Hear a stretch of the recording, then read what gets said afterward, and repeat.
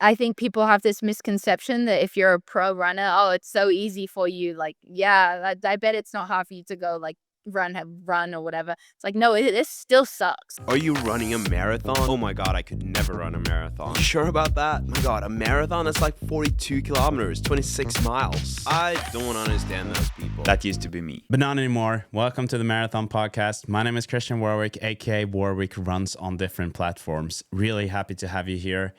I just got off the call with Julia Paternain. A really, really inspiring episode. If you haven't heard her name already, I would actually be surprised because she placed third in Tokyo during this year's World Championships in the marathon.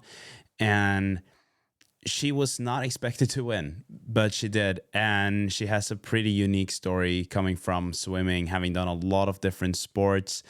And the whole conversation with her was just overall super inspiring, interesting. And I know I keep repeating myself on this with the episodes, but I feel like I keep having these very motivating, inspiring conversations. And I'm usually just left with the feeling of kind of, if not wanting to go outside to run, but more like, oh, it's possible, you know? And that's the best feeling, in my opinion, to just feel like, oh, maybe this is possible for me too. Not to be number 3 in the world, but more improving, running faster. Julia was very transparent with me on her training. She was very specific. I think that a lot of people can benefit from hearing this. And she talked about the running community, how that has been important to her, especially in Flagstaff, where she's now based. We get to hear a lot about her story, about Uruguay, where she is from, and overall an episode that I think that all runners should listen to. So I hope that you'll enjoy this episode. Before we go into it, I just want to ask you a simple favor, and that is to go in and review this podcast. I would really appreciate that. That would help me to grow this podcast. We're getting to the point where there are a lot of listeners, but there aren't that many reviews, so I would really appreciate that. And share it with a friend. Tag the Marathon Podcast if you're listening to it on a run. And let's jump to the conversation with Julia. Julia, welcome to the Marathon Podcast. We just started the conversation and I said that we need to start recording because we were talking about how crazy the last few weeks have been. Like, can you say something about that? Mhm. Yeah, no, the last few weeks have really been insane. The amount of messages that I've received and like media requests and things like that.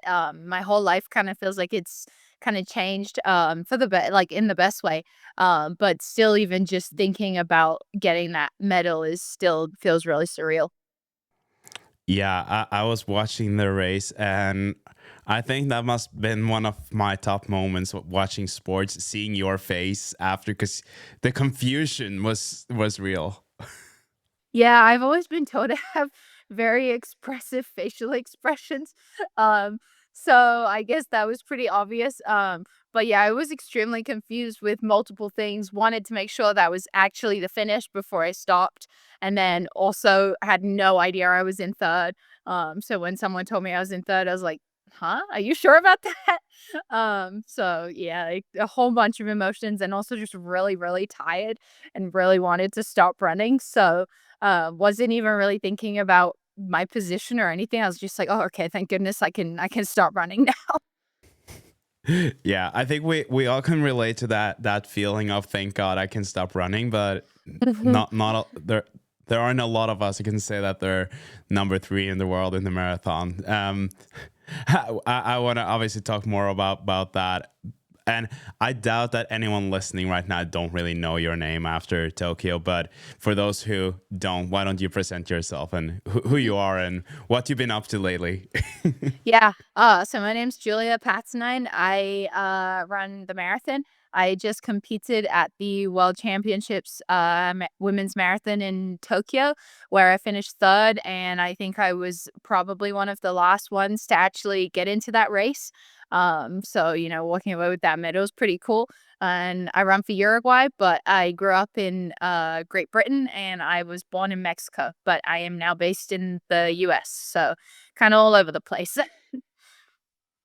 Yeah, and we obviously need to talk a bit more about Tokyo. I'm definitely curious to hear more about, your running journey and your training and all of that. But like you said, if people go into your Instagram, they can see that you had a post where you were saying that it was kind of a pinch me moment of even qualifying for the Mhm. Tokyo World Championships, and then you leave with a bronze medal. I think that most people would be like, surprised, shocked, but it also seemed like you were. Can you say something about, because although you didn't know that you placed third, maybe when you crossed that finish line, you still knew that you were amongst the top finishers. What was Mhm. that like? And can you take us through that race day? Yeah, so I think, well, really the whole last year of my life has kind of been uh kind of everything I wanted and more. I didn't have a very good kind of collegiate career, so I never thought that I would be able to even run professionally. So, this kind of year it felt like every race I was doing, I was picking up momentum, and then I was able to sign a professional contract, and then ran my first marathon, qualified for worlds. So all of that was kind of like, oh, wow, how is this happening?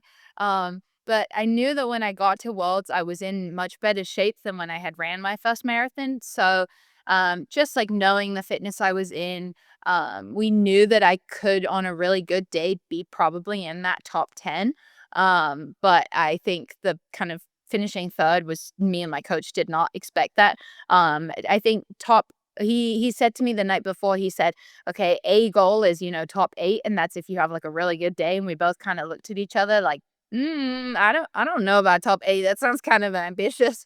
Um, so neither of us expected top 3. I think really the fact that it was so hot really, really helped because it equalized it a little bit, and I was really well prepared for the weather to be kinda miserable.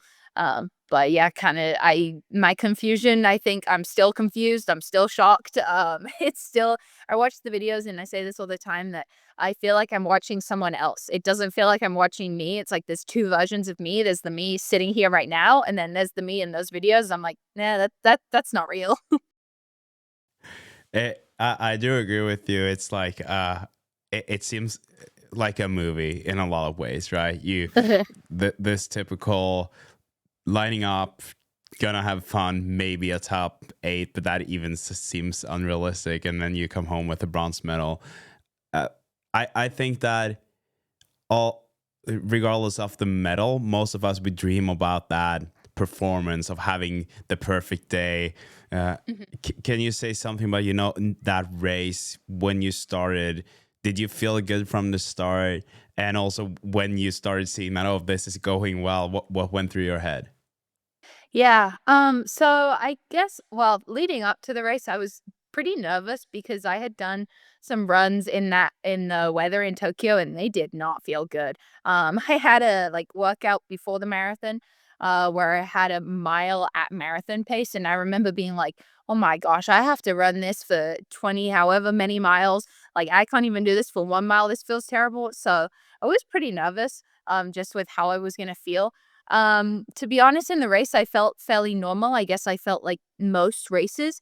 The first half felt very controlled. I really made a point to run my own pace and not kind of get dragged into any other paces. Um, and then I remember I was just trying to kind of think about nothing for as long as I could for that first half. And then by the time I realized the race was going well, was probably around just over halfway. And I was starting to kind of reel people in. I caught up to the group ahead of me.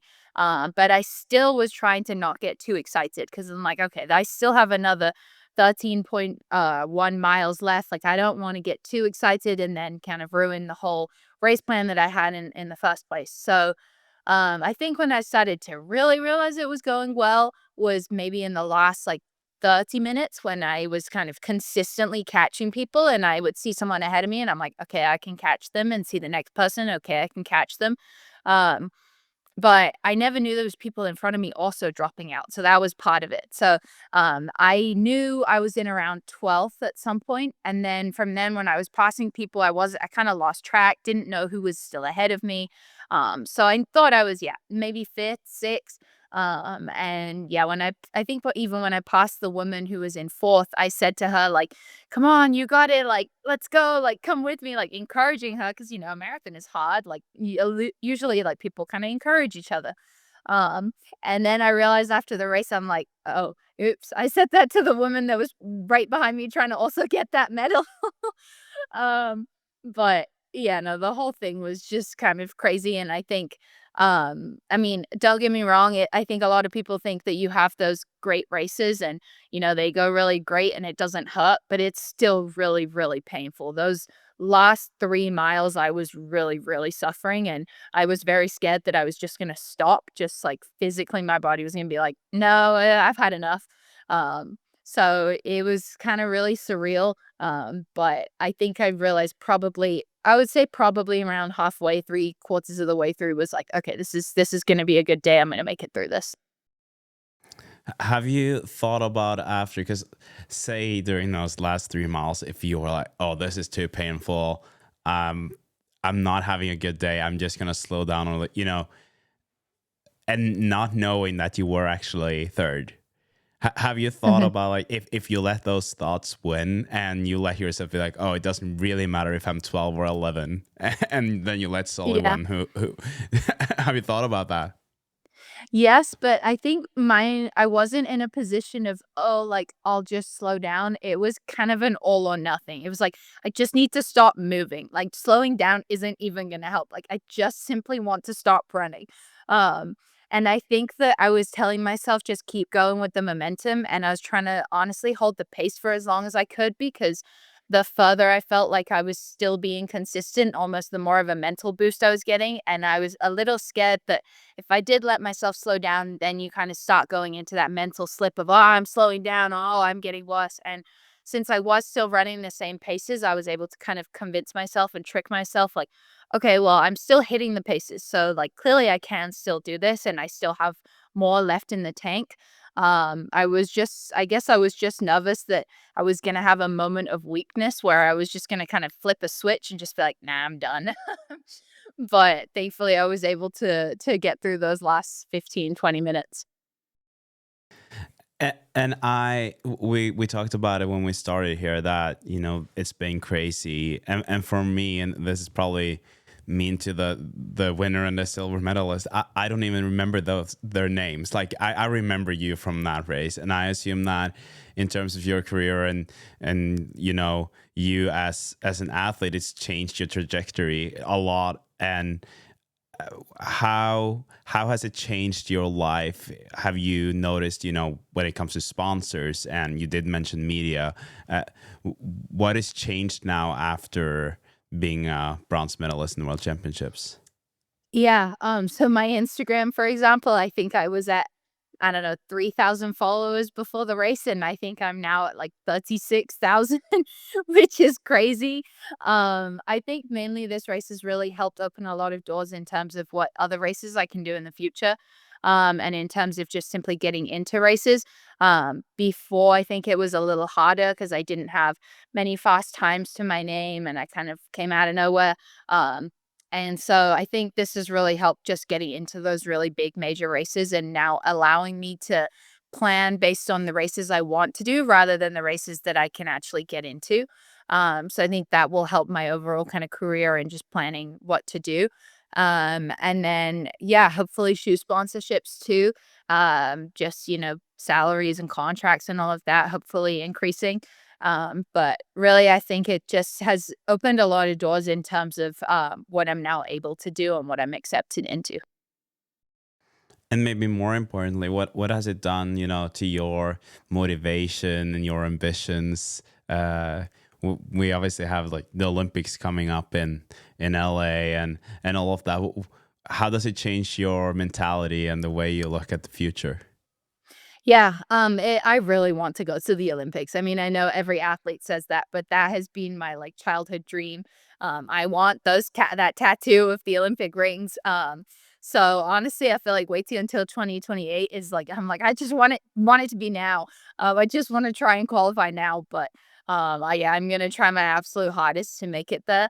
And I think that honestly, the main thing that this race has shown me is I feel like it's like a provided a really deep satisfaction. I didn't have a very good collegiate career, but I have been in this sport slash in sports in general for my whole life. I mean, I didn't start running till I was about 16, but before that, I was swimming competitively or playing whatever other sport. So I feel like this just kind of feels like my life's body of work almost that really kind of paid off. So I think honestly for me that's the main thing. I feel like it was just able to kind of prove to me that I was able to do it and that kind of all those years and everything were paid off. So that's kind of really the main thing it's done for my motivation and also proving that what I am doing is working. I think a lot of people always think, oh, the grass is greener or in this place or that place or with this group or that or whatever. And I think this kind of just proved to me that me doing my own thing and following what my coach tells me and the plans that we have is what works for me, and it kind of gives me that extra belief to just continue on that path. I love what you're saying about your whole kind of life work coming together, and that is something that I've experienced myself too a little bit with other things, that you work so hard on something and then you don't feel like you get results at the time, or maybe even at like what you're working for, but then something else kind of just opens up and you find a new path there, and it definitely seems like you found that path for yourself. Yeah, I feel like I have been, even when I was injured, I think I worked extremely hard to kind of get back at running or to maintain my fitness when I was cross training or whatever it may be. And I think, even when, I was younger and my family and I would go on vacation, like I would still try and get my running workouts in. And, like in England when I was growing up, people like to go out and party a lot, and I would kind of no, I wouldn't go, and would make sure I was at training the next morning and on a Saturday morning. So, it really feels like a just extreme. I feel like I've had a lot of hard times in my career. I mean, I think everyone has hard times in their career, but I had periods of times where I was like 3 year stretches of like, well, this is what is the point of this? Why am I doing this? So to kind of get this result after a lot of years of struggle is really it feels really great. It's really inspiring to hear, and I want to kind of go back a little bit to those years in England you were talking about, and you're 26 now, right? Just turned Yeah. 26 like a week ago. Oh, congrats. uh, so 26 now, you're a bronze medalist, and like you said, you've had kind of adversity in different ways. How did it all start? You mentioned swimming. Take us back and share Yeah. that journey up until today. Yeah, so as a child, I played like every sport in England that was offered. So I played field hockey, I played netball, which is like a sport played in Commonwealth countries. I swam, did gymnastics. I was really bad at gymnastics, but I still did it. I don't even remember what else I did, but I tried just about everything. I loved sports. I absolutely loved it. Like PE lessons was my favorite in the week. I looked forward to it every time. Um, and I was really, really competitive, and then swimming I think I studied competitively swimming when I was about 9, and I loved it. My punishment if when I was growing up, if I was misbehaved, was I wasn't allowed to go to swim practice. It wasn't like, "Oh, no, you can't hang out with your friends, you're grounded, you're stuck in your room." It was, "Nope, you're not going to swim practice." And I absolutely loved it. I loved being in the water. I don't know what it was, but I had so much fun. And then eventually I started running, and I think it was honestly that I have many kind of avenues that led me to running. But one of two of them, I guess, were I went on vacation with my parents, and like I couldn't go swimming, and they would go for runs, just like random casual runs. I was like, well, I'm bored, and I hated naps at that point in my life, and I was like, well, I don't just want to like stay here and nap, like that's boring, so I'll come with you. So I would go with them, and I kinda hated it. I would run with my dad, and I was like I would get stitches. I was like, "This is terrible." Um, but then How I old were you back then? Like when you started running? that was probably when I was around 15, I would say. Hmm. Because that was when I was really swimming, but then because I couldn't swim when we would go on vacation, like, train, I would be like, "Okay, I'll just go run with my dad." Um, but yeah, that was miserable. But then I went back to England, so this was when we would go to Uruguay. I would go back to England and it would like in school we would do like cross country races. There was like 2 of them. It wasn't like real kind of structured cross country season. Um, and I remember I didn't really enjoy it. I wasn't that great at it, but I kind of did it and it's fine, whatever. And then eventually I was like, well, maybe I'll join a triathlon club because then I can do running and swimming and then eventually and add the biking part. So like, why not? And I signed up for the triathlon club in my hometown, but the wait list for the triathlon club was longer than the wait list for the running club. So I was like, well, I'll just do the running club and then I'll figure out the cycling part. I can add that in the future. Which thankfully I never had to do because I hate cycling. So I don't know why I really thought I'd enjoy that. But I joined the running club. And at this point, I was now playing netball, swimming, and running. And it was a lot. And I was also in school. So my coach eventually was like, okay, I think you probably need to choose one because there's not enough hours in the day. And by this point, I was probably about 16. It's kind of all happened fairly quickly. I was about 16 and I realized that swimming, I kind of lost that passion. I wasn't enjoying going to practice. A lot of my friends had quit. It's kind of that age, like your teenage years, where you see a lot of girls drop out of sports in general. Um, it just wasn't that fun, and I didn't see myself improving, whereas I would go to running practice, and I felt like I was getting better each week every time I'd run, and I found that really satisfying, the kind of direct correlation, basically, between the work I put in and the results I was getting. Um, so then eventually so then those 2 years I pretty much just ran, and I had some success. I won, English schools, which is like nationals, I guess, in the 3K, my for 2 years in a row, my last 2 years of high school. And then I got offered a sports scholarship to go to Penn State, so I went to Penn State for 2 years, and that's kind of when my journey in the US started. And then, yeah, transferred to Arkansas. I've spent 3 years at Arkansas, and, then I spent a year in California where I was figuring out what I wanted to do. I took a year break. I didn't have a coach. I was just running. I think I was running about 55 miles a week. No workouts, just running and strides, and just kinda doing what I wanted and had a regular job. And eventually I moved to Arizona and to Flagstaff where I met my now coach and group. And then it kind of all snowballed from there. And yeah, here I am. So it's a kind of very brief synopsis of how I got into running. It's cool to hear, that variation of sports that you did, but also that foundation that you laid for yourself for sports later in life. And I think that maybe, if there are any young listeners here, that you're a great example of someone who just you are super active, and then it doesn't really matter maybe if you specialize very early on if you have that foundation to work to build on. Yeah, I think that's one of the things I really liked about running is I always felt with swimming that I was too late into it. So with swimming, it's I think a little bit like gymnastics. If you're not already kind of at that national level by the time you're like 15, like you're probably not going to make it. And I know that maybe that's wrong now. I don't know. Maybe things have changed, but at least that's how it was when I was kind of growing up. So I kind of felt like I'd almost missed the train with that. And my parents are not pushy at all. They're super supportive and they've always just kind of wanted me to do whatever I've enjoyed. And I think that helped too, is I never felt any kind of pressure coming from my parents. All my pressure was always internal. Um, and they would always just encourage me to do what I enjoyed. And I think that helped too because it never felt like I was, in running because, oh, my parents were making me do it. Or they were never like helicopter parents.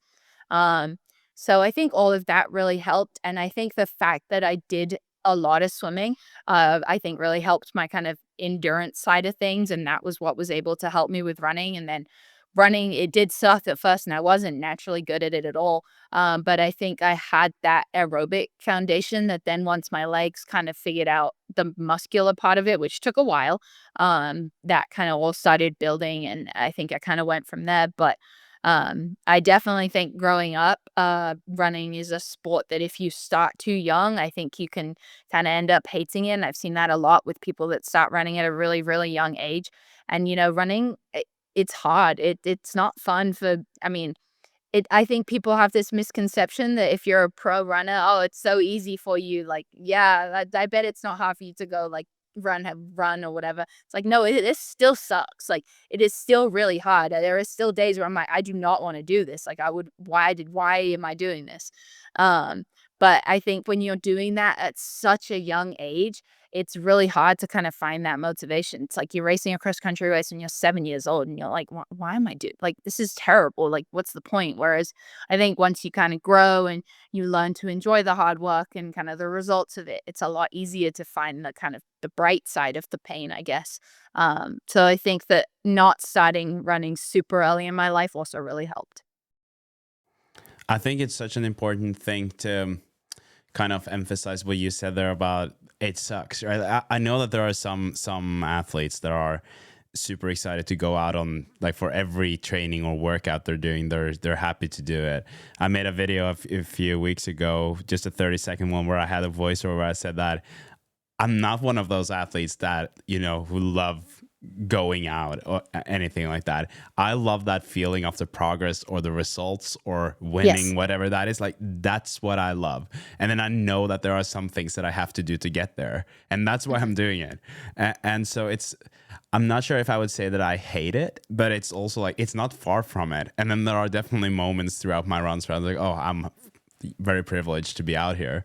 I'm grateful or happy that you're saying what you're saying, because I think it's easy for a lot of other athletes and maybe especially kids who are like, oh, but I'm not cut out for this because I am not motivated to go out for every run, because they might see. I think on social media it might seem like Yeah. it's all Mhm. sunshine, but it's not. Yes. No, I think that for sure.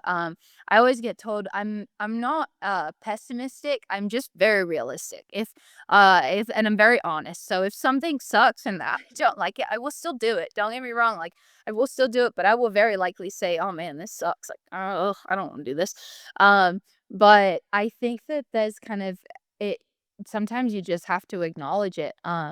And yeah, there are definitely times that I enjoy when I'm running, that feeling that you kind of feel like you could run forever. But I think at the same time, like, when your heart rate's going up, you're moving, like, it is just physically challenging. Um, and I think it's really easy, yeah, to like see on social media people, they go for a run and it looks so fun. And I think it's so easy to just kind of see the highlights of things. But I think one of the kind of strengths I've had my whole life is that I'm able to acknowledge that something is hard, but I will still do it anyway. And I'm very willing to kind of put in the hard work.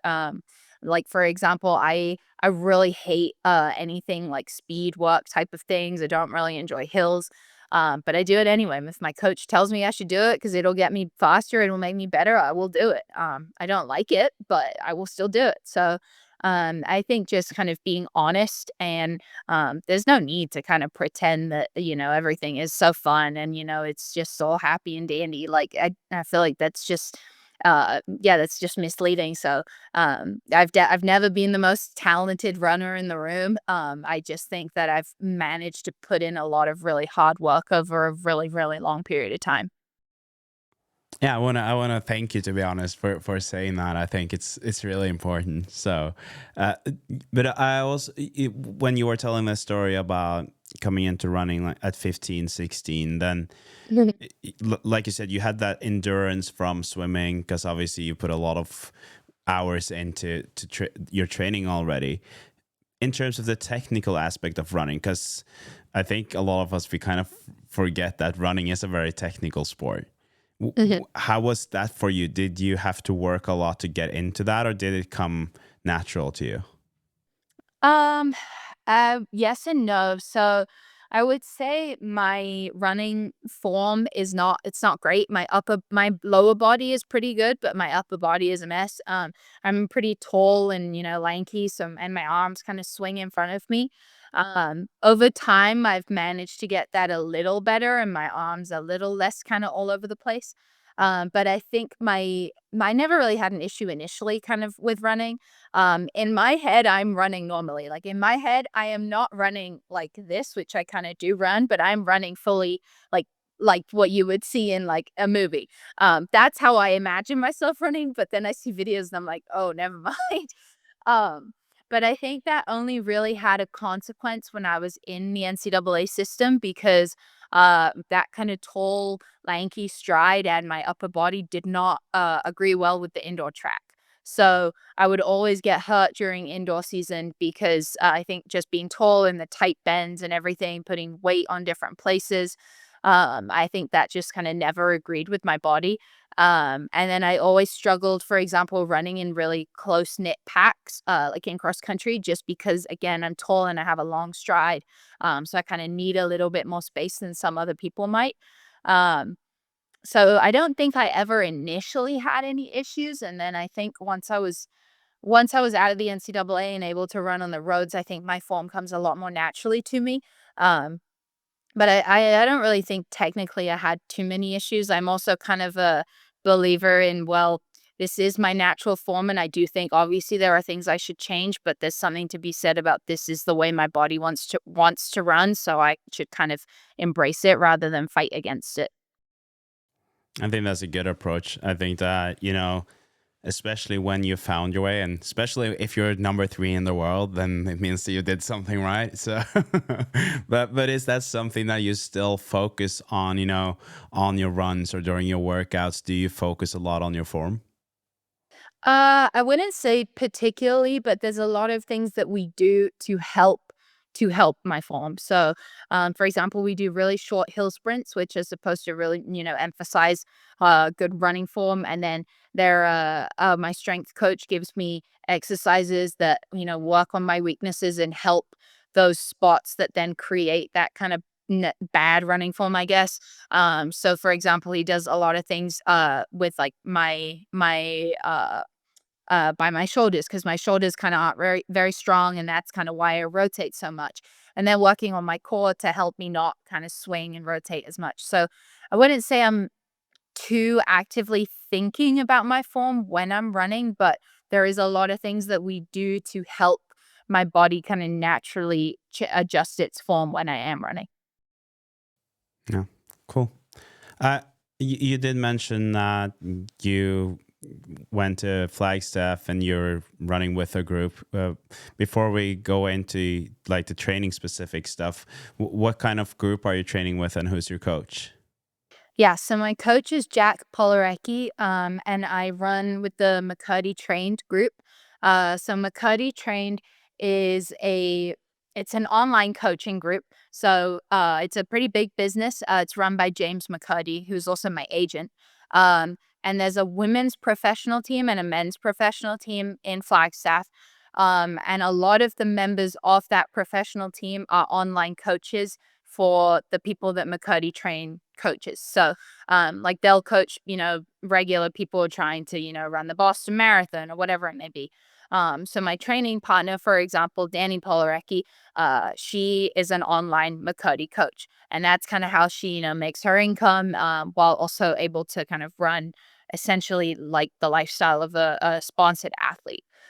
Which I think is really great because it gives athletes who might not necessarily be able to get a shoe sponsor still the opportunity to try and get to that level, um, or try and kind of get to that place. Um, I would say I think there's maybe like 5 women, I think, here in Flagstaff.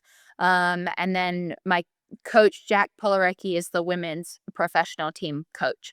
And he's great. And he is also Danny is my training partner, the woman I just mentioned, that's an online coach, and that's his wife. So I met him because I ran with her, and she was like, "Oh, by the way, if you need a coach, my husband is a women's coach. Like, you should talk to him." And I was like, "Sure." Um, but yeah, it's really great. I really like my group. It's a very good group, especially for the roads and the marathon. On the men's side, there's a lot of talent. It's a really special group, and everyone The one thing I really like is that everyone is very nice. Like they're all just genuinely nice people. It doesn't feel kind of really like competitive or like catty or anything. Like everyone is genuinely really happy for each other and very supportive. So I enjoy going to practice every day, which is I think really important.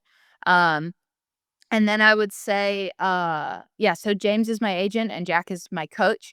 But I also do a lot of runs with just kind of other individuals in Flagstaff that maybe have other shoe sponsor brands. My friend Chrissy Gear is sponsored by Hooker. I run with her all the time. And yeah, it kind of is a mix of running with different people, but that's what I love about Flagstaff is you get to run with kind of anyone. It's really great. Yeah, I was gonna say that my impression of Flagstaff is that because I've had Jacob Thompson on and Rory Linkletter, and from what they told me, it seems like it doesn't really matter what group you're a part of. If you have a long run that day, you go for a long run together, and if it works, it works. That is something that is really cool. I actually just started working with John Green as he's now my Oh, coach. yeah. So Really? yeah, but and someone commented they were like, "I'll give it a few months and then you'll move to Flagstaff yourself." And I was like, "Yeah, right. It could be." No, but it's still something that I think is really cool to from at least from the outside because I feel like in a lot of places you have the groups and then you're much more kind of closed off and you stick to your group and you don't really work because that's like if not the enemy, but at least you have, your training group and you're running with them and you don't run with the others. But in Flagstaff, it seems like it's such a good community of professionals, which is really inspiring to see. Yeah, no, I absolutely love it.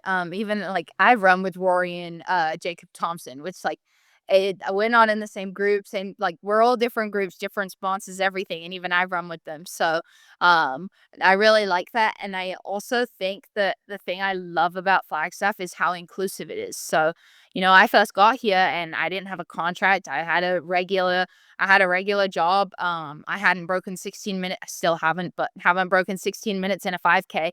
And I was able to go on these runs with, Chrissy Gear and all these big names. And no one looked at me like they were looking down on me just because I didn't have a contract or because, on paper I was slower. So I really, really appreciated that. And I think that everyone is so welcoming and so inclusive that it's like, if you can run with us, like if you can kind of keep up, like, cause obviously like, with professionals are not really going to change your training that much. But like, if you can run with us, like, go ahead. Like, well, you're so welcome. Like anyone is welcome. And I think that's really, really great. And I think also it really helps because like I said before, running is difficult and the monotony of running can kind of get a lot. And so if you're constantly running with the same people every single day, I think that also, you run out of things to talk about, especially since like pro runner lives, like they're kind of boring. We don't really do much. Like run, eat, sleep, run, eat. Oh my gosh, can't even say it. Run, eat, and sleep. So it's not really like you're gonna have that many updates from one run to the next. So I think that also getting that variety of different personalities and different event groups and different people to talk to in Flagstaff really helps too. Yeah, and it's something, when you're saying that about being inclusive, that's something that I've appreciated, like just with yourself, I reach out and I ask if you want to come on and it's just, yeah, of course, I would love to. And that is something that I've seen from the running community after I started this podcast, how nice people are about that. And they're very, yeah, very gracious in the way of doing that, which I obviously appreciate. And then I talk to people, and my general impression is that I haven't really met any runners so far that aren't nice. It's runners, at least the ones that I've had on here, they've been super nice, and I've been talking to a lot of people about that the running community. You just it's so nice because you have running in common and you might be very different on a lot of other things, but you have running in common and that kind of unites you, and it's nice to see. No, 100%. So that's one of the reasons I moved to Flagstaff. I was in California and I really, really missed the running world. I missed, people to talk about running with. And, I did make friends in California, but none of them ran. And it was just like, I don't know, I just wanna talk about, like, not only talk about running, but there's just something that, like, other runners understand.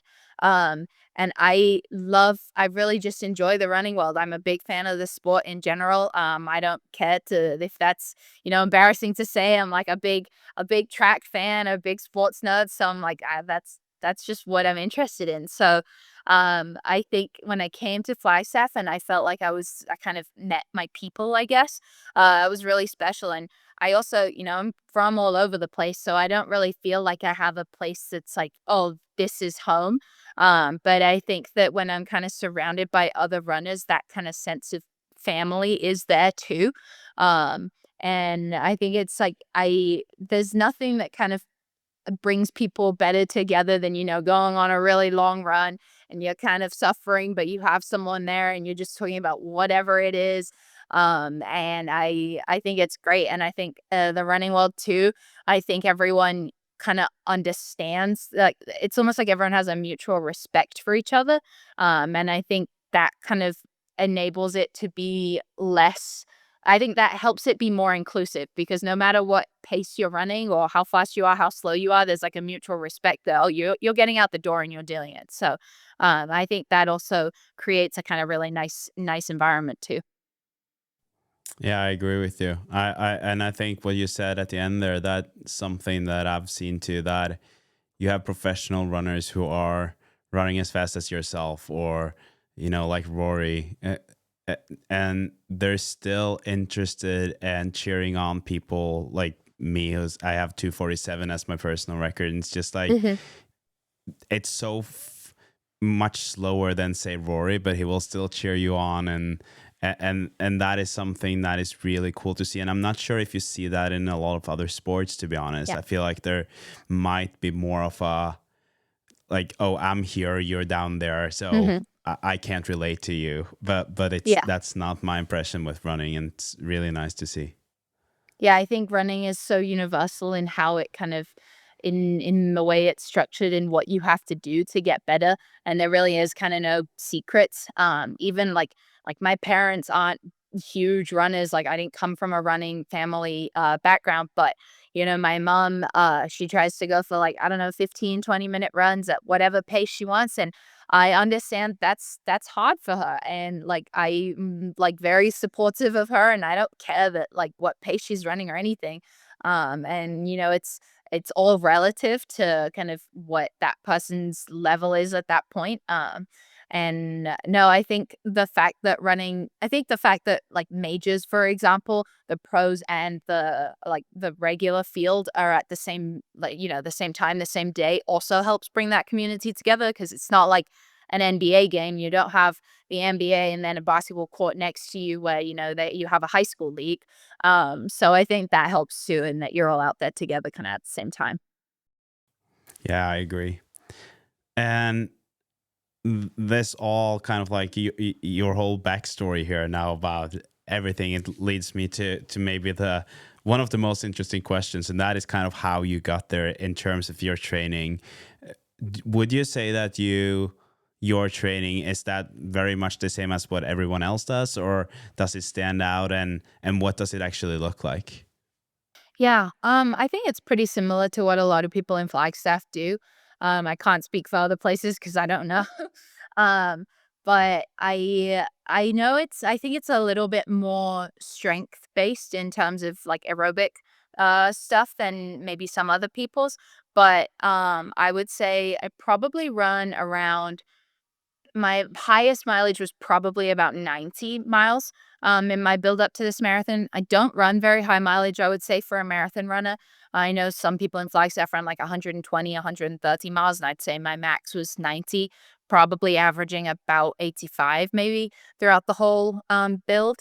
But it's usually, an easy run, Monday with a double in the afternoon, again, easy. Tuesday will be either double threshold, which I feel like is fairly standard, or just a one singular longer like threshold workout. Wednesday is usually kind of around 10 miles, just easy. And we do weights on a Wednesday too. Thursday is just like Monday, usually kind of two easy runs. Friday is usually oh no, Thursday during the marathon build was actually, sorry, that was slightly longer, a longer run. So there's two kind of different ways that I train. It's if I'm leading into a half marathon or if I'm leading into a marathon. So if I'm leading into a half marathon, that Thursday run will just be an easy run. If I'm in a marathon kind of phase, it will be longer. It'll be more like 13-ish miles at a slightly faster pace, more like a steady pace. If I'm in half marathon training, the Friday would be a kind of speed for half marathon workout. And then Saturday would be a longer run, just like time on feet. If I'm in marathon training, that Friday will be easy. And then the Saturday will be a long run workout. And those, I think, that's kind of the real focus for the week, that long run workout. And it can be anything up to 24 miles, usually with either like 4 by 2 miles at marathon pace or uh 12 miles at marathon pace plus 20 seconds, with like 10-mile warm up at the beginning. So those Saturday workout long runs are really kind of the foundation of everything. And then Sunday's just an easy run. So I would say I think what I do is fairly standard. I do very similar training, I would say, to like a lot of people that run a 10K. Just the workouts are just different and more marathon specific. And that's when, or the Saturdays is also when we practice like taking on fluids and taking on gels and things while I'm running to kind of train that too. Yeah, because that was my next question about fueling. How do you practice that? Because I feel like that's something that a lot of people they hear about. Oh yeah, you need to practice fueling, but how do you actually go around doing that? Yeah, so that's where my coach is really great because the kind of really long run workouts, he will drive or bike next to me and he will be at every 3 miles with either my bottle or gel or whatever it may be that I'm taking and give it to me. So that is kind of great. And I know that not everyone has that privilege. If you're in a group where you have a lot of people and everyone's all different distances, it's kind of impossible to do that. Um, but yeah, so I take the molten carbohydrate mix, the 320 mix, I think, split that into 3 different bottles and then take one of those every 3 miles.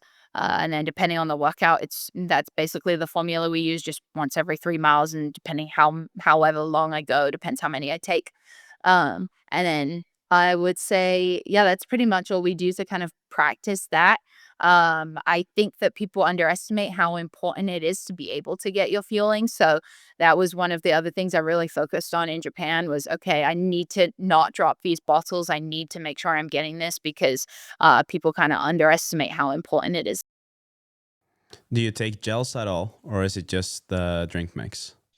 I always carry gels, like, on me, so I had them in the pockets of my shorts, for Tokyo in case I drop a bottle. So, when I ran my first marathon, I think I had butterfingers somehow because I dropped 2 of the bottles.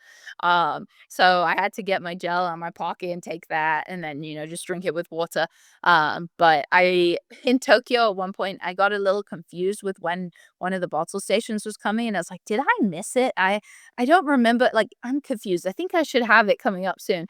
And so I was like, "Okay, I guess I'll just take one of the gels in my pocket because I feel like it's been a while, so just in case I'm gonna take this gel." And then lo and behold, I take the gel, I turn a corner, 100 meters ahead of me is the bottle station. So thankfully, I had one of my bottles with electrolytes and a gel instead of the molten mix just to get some electrolytes in. Thankfully, that was the one that was electrolytes in a gel, and so I basically just drank the electrolytes and then switched that gel and put that gel in my pocket, from the one that I had taken before. But yeah, I think that it's kind of really crucial to have those gels in case you do drop a bottle. Yeah, and like you said, think that a lot of us we kind of underestimate that. Like when I did my first marathon block, I went out and I don't think I had a single gel with me on a 20-mile Oh, hard wow. Yeah. steady run, you know? And my biggest issue was actually that I just got such stomach cramp because of it because it's just my body did not like that, and it's kind of counterintuitive, I guess, to like get more problems with your stomach if you don't take Mhm. anything rather than the other way around. But but for you, like when you practice this, and at least for me, and I think that a lot of people can relate to that, is that especially during the marathon, when it's okay maybe for the first 10, 15 kilometers, and then you get when as you get more tired, it's harder to digest and harder to take it in, and maybe you're getting some cramps or whatever. For you who have been working on this or practicing this in training, how have you been able to see the progress, like from one workout to the other? Yeah, I think my main issue at first was I don't like drinking things while I'm running. It wasn't how I felt after I would consume the gel or the powder or whatever it may be. My main problem was the actual act of trying to drink it and run. I'm a rhythm runner and I like to kind of just focus and kind of be in the zone. So every time I had to take the drink, it kind of I felt like it knocked my rhythm off, and then trying to drink it and you're also out of breath and it's just kind of not fun. I think the fact that I've been practicing at altitude helps because you get way more out of breath. And so you're trying to drink and you're also really out of breath. And there's hills everywhere in Flagstaff. So it seemed like every time I would get a bottle, I would be going uphill too. So I think the fact that this was sea level, not uphill, all help make the breathing and the drinking much easier. And I've never really had too many issues, I would say, with taking the nutrition while I'm running. I do always get really bad stomach pain like later in the day after I've done like a long run workout, which is never fun, but I'm like, whatever, at least it didn't hurt while I was running, which is kind of the important part. Um, but I would say that the main thing that I struggled with was just the actual, like, act of drinking it, but I got used to that, and I think, I once I realized it wasn't optional and it was like, "Well, you have to figure out a way to do this if you wanna be good, like, that's just how it is." I think that helped too because it was like, "Well, whether I like it or not, I have to do it." So, I think that kinda helped any thought in my brain of, do I want to take it? Do I not? It's like, well, okay, this is what I'm doing next. So I got to take this gel. I got to take this bottle or whatever. So, yeah.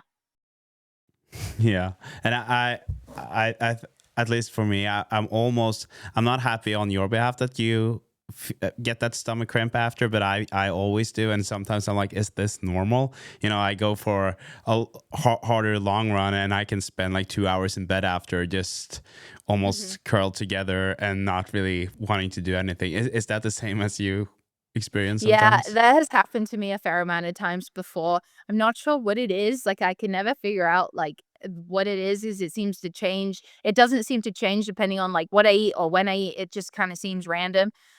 There we usually do weights on a Saturday, and so we'll do the long run in the morning and then weights after. And there have been times where I'm at weights, I'm like, man, my stomach does not feel good. This really hurts. I don't know what it Hmm. is, but something in those gels, but who knows? Yeah, and honestly, sometimes I feel like it's not even what I ate. It's just like the running itself kind of Yeah. just stirred up something bad. Yeah, I think it's the fact that drinking while you're kind of bouncing up and down. Probably not great for your digestion. Probably not really recommended, but we still do it. Yep. So you gave us a very detailed, overview of your training. I appreciate that. Your Tuesday threshold workouts, what do they usually look like? Yeah, so if it's a double threshold, it'll usually be a morning workout of like a 2 mile warm up and then probably like 6 by 1 mile with 60 seconds rest at threshold pace with 2 minute, I mean, sorry, 2 mile cool down. And then the afternoon is something a little bit faster. So usually be on the track and it'll again like 2 mile warm up. And then something like, I think one that we've done a fair amount is like 6 by 1200 and then 4 by 200 after. And that'll be still like just a little bit faster than threshold. I'd say it's still threshold, but so like the morning will probably be more like 5:30s, and then the afternoon will probably be more like 5:20s. Um, and maybe just a little bit under 5:20. But then, and yeah, with some 4 by 200 at the end, which always just kind of sucks because you've run a million miles that day and then you have to run fast and you're like, ugh. Um, but and then usually just a mile cool down at the end, which is always that's my favorite part, just the singular mile cool down at the end of a long day. And that's usually what that looks like. Pretty standard, I would say. If it's just one workout, it's probably uh maybe just more volume in the morning. So like I think one time we did like 14 or 16 by 1K with 60 seconds rest at around threshold pace. It kind of just depends on whatever my coach gives me. I'd say we probably do double threshold every other week. I think that was kind of the formula we were doing. Yeah, and do you, in terms of controlling the intensity online, do you use a heart rate monitor? Is that what you base it on, or is it more feel? It's more on feel. We do the lactate testing, like usually at the beginning of a season, just to kind of see where we're at. But honestly, I feel like I've run so many threshold workouts at this point that I kind of know how they should feel. I do have a habit of running them too fast. So my coach usually gives me a speed limit. It's usually okay, 525 to 30. I don't want to see anything under 520. If you're He usually tells me if it's like faster than the speed limit, we're stopping early. So um yeah, that's kind of how we control it. I think there's also something to say about, I don't like complicating things too much. I don't really want to have to be looking at my heart rate monitor, my watch, and this and that. Like, there's so many things going on, and I think that if you get too obsessed with kind of the exact specific numbers, I think you kind of just have to go with it sometimes. And um, yeah, I think also with the lactate strips, I don't like having to prick my finger every time. I'm just like, I don't want to think about all of that. It defeats the thing I like about running, which is just you put on a pair of shoes and you go.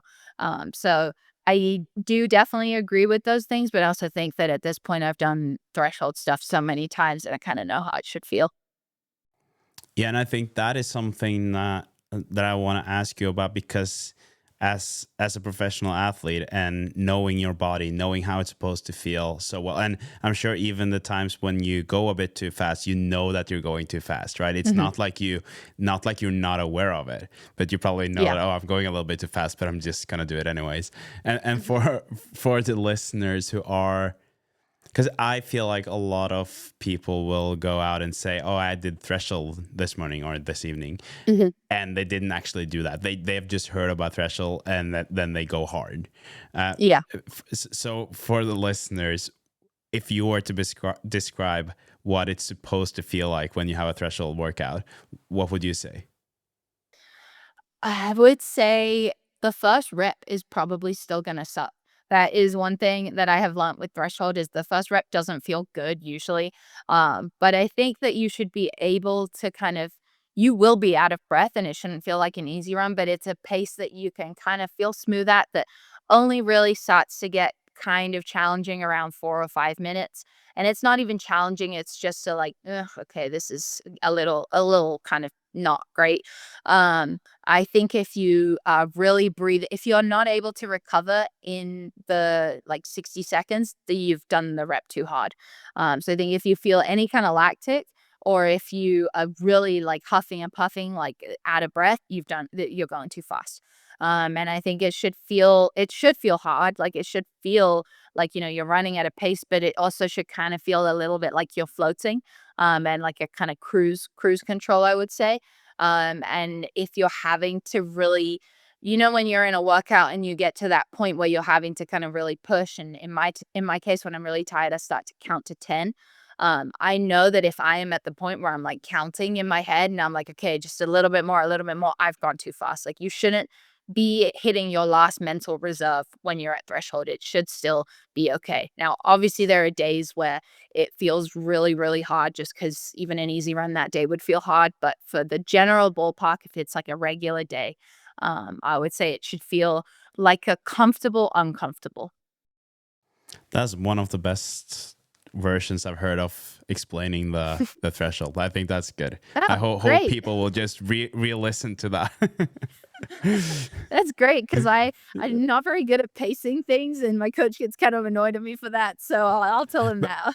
but I still think that it's important to remember that you might know how this works, but it doesn't really mean that you're good at doing it yourself, right? Like, because Yes. that's the same as what I feel. I totally agree with what you're saying, and the way it's supposed to feel. I know that when I'm done with a threshold workout and I feel like I could have almost done the whole workout over again and I wouldn't be dead, then I know that it was a Mhm. good workout, right?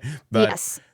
but I know that there are quite a lot of them where I do count to 10, or I count, because I know that I'm pretty tired and I know that it's wrong. But that doesn't mean that I don't know that I was supposed to do it differently. So Mhm. there's a difference between knowing and how you execute it. Yes, and I think Yeah, even the pros struggle with that. I am notorious for running things too hard at the beginning, and then I'm like, "Oh, oops, shouldn't have done that." I yeah, it is very difficult to kind of rein it in too, and I have this thing where I'm like, "Well, if I start at a pace, I don't wanna slow down, like, I don't wanna train myself to exactly. slow down." Which is hard because, it's you just I think it's the kind of perfectionist in runners, and the kind of rigidity. I'm like, "Well, I'm running this pace, so I don't wanna ruin it now, like, it's going well." But I think that's where, having a coach in person is what really helps me because he is standing there at the end of every rep, and I'm like, if I know like, I will look at my watch, I'm like, "I'm going too fast." I'm like, "I have to slow down or Jack is gonna be so mad." Um, so I think that really helps too and helps keep me accountable. Yeah. No, it's good to hear that, you know, even the pros are struggling a bit with this. Yeah. La- last It is last hard. last question on your training. You did mention that you have in the beginning you said that you had more of a maybe strength approach to the running, and you also said that you have, is it two strength trainings a week, Mhm. Wednesdays and Yes. Saturdays? Saturday. Mhm. Yeah. What does that usually look like? Yeah, so when I say strength-based approach, I mean more like the long run workouts, for example, are long. Like they will be like 20 mile, like at least 15 miles of like actual work, and then the rest is kind of warm up, cool down, mileage, whatever. And I don't know that if all marathoners do that. I know some people do like a long workout and then just like a long run the next day, but it might not be so much volume in one. So I'd say that's what I kind of mean more like the strength, like aerobic side of things. Just like a lot of time at that kind of steady marathon effort. But as far as like strength training, like weights, I we do that twice a week, and that's really it changes every 6 weeks. We do kind of blocks, and it's honestly a lot of very interesting movements. It's not like your typical like really like big squats or anything like that. It's very runner specific. And our weights coach Jesse, he's great because he really like there will be extra exercises that we'll kind of do at the end that we'll be working on like what each of us individually needs to improve on. So we did a lot of sled push and pulls before Japan because we knew the last 5K was going to be hilly, and that was supposed to kind of help with the hills and kind of build strength for those hills. So it's kind of very oriented at what races are coming up, what everyone's strengths and weaknesses are, and just general kind of running, I guess, injury prevention and general strength maintenance. A lot of kind of isometric holds, so a lot of just like holding a weight with like one hand and kind of just like standing there, but having to balance with it. Um, so I'd say it's a lot of that, but he puts a lot of thought into the exercises we do, which I think is great. It's not just, okay, I'm going to throw at you like the typical, what like someone would do at the gym just any old day. So I really appreciate that. As to the science behind it, I don't really know. I just kind of do what I'm told. I love that, but it's also interesting to hear. I think that for people, say, running Boston next year, that it's probably nice to hear about these push and pulls, and maybe that's something that they should bring with them into the strength training. Because I think going into Boston, you should definitely spend some more time in the gym than with a lot of other courses. Yeah, I think that was kind of the main thing is we knew the hills were going to be at the end in the last 5K, so we're really focusing on making sure I was strong enough to be able to simply handle those hills. So I think those pushes and pulls were really helpful. They are pretty hard, but I felt like I was able to get a lot out of them. Cool. Thanks. Uh, We're getting closer to the end of our conversation. I'm curious. You obviously mentioned the Olympics and that being a dream, but there are a few years between now and the Olympics. What's next for you, and what are your goals going forward?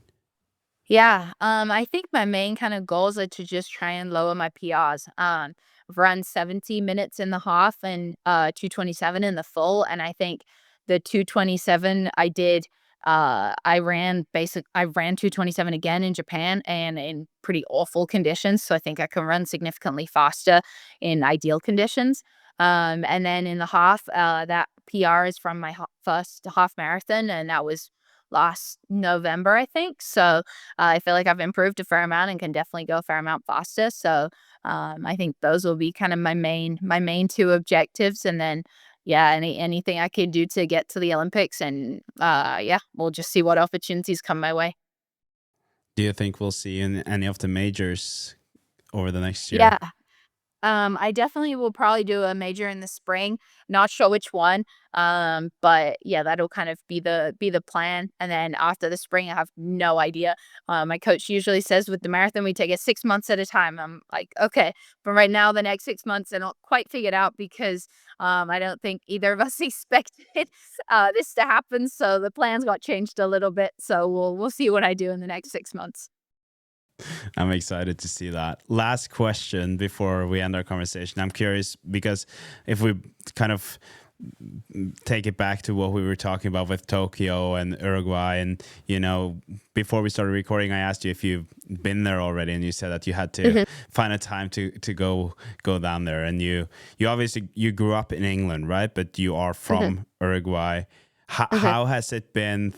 The response from Uruguay, because I know that there was a national record. I don't know if they've had a lot of medalists from Uruguay in the marathon before. How has the response been?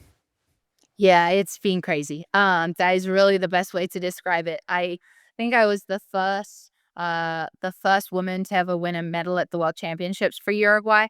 And also the first Latin American woman in the marathon to get a medal. So not only did I have messages from people in Uruguay, but I had people from Brazil messaging me, or from Argentina or Chile or wherever, kind of reaching out too. But it was really cool. I felt really prideful to be able to run for Uruguay, and it felt great to feel as though I had inspired kind of the younger generation, because I think that Uruguay's so great with soccer, right? But no one thinks about track when they think about Uruguay, or thinks about road running. So I think it felt really good to feel like I kind of put the sport out there, I guess, more. And then also it felt great to kind of put Uruguay on the map more. Like, hopefully now more people know it exists. It's a really small country, and a lot of the time when people ask me where I'm from, I say, "Oh yeah, I'm from Uruguay," and they kind of look at me like, "I don't know where that is." I'm like, "Yeah, no, most people don't know where it is." So I think both of those things kind of feel really special to be able to play a part in kind of the build up of both, not only the sport within Uruguay, but also Uruguay within the sport. Sounds like there will be a big party waiting for you whenever you go back there. Yeah, we'll see. Well, Julia, thank you so much for guesting the Marathon Podcast, and good luck with whatever you're doing. I'm doing Tokyo and Boston this spring, so maybe I'll see you in one of Oh, them. Uh, yeah. yeah, and yeah, good luck with everything, and thanks again. Yeah, thank you for having me. It was great. Thank you. I feel very grateful to Julia for coming on. I know that it's been super busy after the World Championships. She's had a lot of podcasts, news, interviews, all of these things that are occupying her time in addition to her running. So having her on means a lot to me, but also, just that she takes the time. So thank you, Julia. Thank you for your transparency, for being so open. I hope that this episode will help you as a runner, or help all runners if you are listening to this and you can take something out of it. I feel like this podcast kind of or this episode kind of works as an ad for Flagstaff. I think that it's a place where a lot of runners are obviously based already, but also a place where people listening to this might be like, oh, I need to go there because the community is so good. At least I feel like that a little bit myself. Now that I'm coached by John Green, who's based there, it's tempting to at least go there for a training camp. So we'll see if that is in the cards going forward at some point. Oh, before we end the episode, I just have to say that by the time of recording this, the Chicago Marathon is not done yet, so I have to wait until the next episode to give you a little bit of a recap on what that was like and the highlights. So I hope that everything went well. Maybe we have some new records, world records, American records. We'll see. But yeah, That's just a little FYI on this episode. So Julia, thank you so much for guesting the Marathon podcast, and to you listening, thank you for being here. I appreciate that a lot. Give this podcast a review if you haven't already. Follow the podcast either on Spotify or Apple Podcasts, and I'll talk to you in the next one. You listen to the Marathon podcast, brought to you by Wall Studio.